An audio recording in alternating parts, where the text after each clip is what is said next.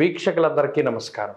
April నెల 28వ తారీఖు లగాయితూ మే నెల 4వ తారీఖు వరకు ఉండేటువంటి గ్రహగతుల ఆధారంగా ద్వాదశ రాశుల వారికి ఈ వారం ఏ విధమైనటువంటి శుభాశుభ ఫలితాలు కలగబోతూ ఉన్నాయో ఈ కార్యక్రమం ద్వారా తెలుసుకుందాం.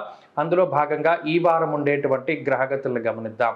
ఈ వారంలో మేష రాశి యందు రవిగ్రహం శుక్రగ్రహాల తాలూకు సంచారం కనబడుతూ ఉన్నది. అలాగే వృషభ రాశి యందు గురుడు సంచారం చేస్తూ ఉండగా కన్యా రాశి యందు కేతువు, కుంభరాశి యందు శనేశ్వరుడు, మీనరాశి యందు కుజ, రాహు, బుధగ్రహాల యొక్క సంచారం ఉన్నది.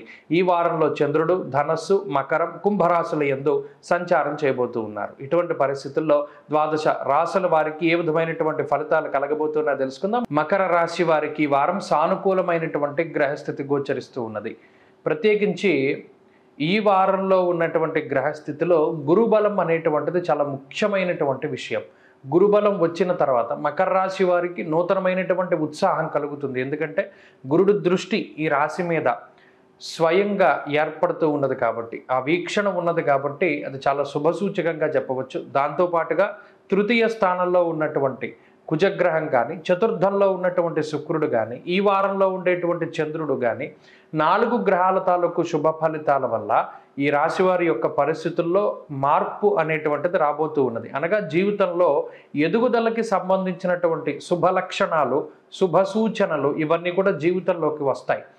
ఉద్యోగంలో కానీ, వ్యాపార పరంగా కానీ, వృత్తి ప్రవృత్తుల పరంగా కానీ ఒక కీలకమైనటువంటి నిర్ణయాలు తీసుకునేటువంటి పరిస్థితి, అలాగే వృత్తి ఉద్యోగాల పరంగా ఉండేటువంటి ఇబ్బందికరమైనటువంటి పరిస్థితిని అధిగమించడానికి మీరు చేసేటువంటి ప్రయత్నాలు ఏవైతే ఉన్నాయో ఆ ప్రయత్నాలన్నీ కూడా సఫలీకృతమయ్యేటువంటి పరిస్థితులు ఇవన్నీ కూడా ఈ వారం లగాయితూ గోచరిస్తూ ఉన్నాయి.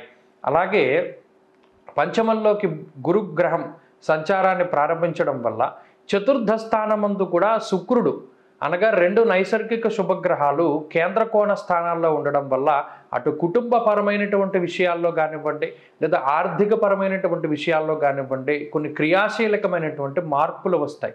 ఈ మార్పులన్నీ కూడా శుభ సంకేతాలుగా మనం పరిగణలోకి తీసుకోవచ్చును. అనగా కుటుంబంలో ఉండేటువంటి మనస్పర్ధలు తగ్గుముఖం పట్టడం, అలాగే కుటుంబ సభ్యులంతా కలిసి మరలా సానుకూలంగా ఒకే ప్రాంతంలో ఉండి చక్కగా మంచి శుభ కార్యక్రమాల్లో కానీ, లేదా మరి ఏ ఇతరత్ర కార్యక్రమాల్లో కానీ పాల్గొంటూ ఉండడం, అలాగే తీర్థయాత్రలు, దైవ దర్శనాలు ఇటువంటి వాటిని సంకల్పం చేసుకునేటువంటి పరిస్థితులు కూడా ఈ మకర రాశి వారిలో కనబడుతూ ఉన్నాయి.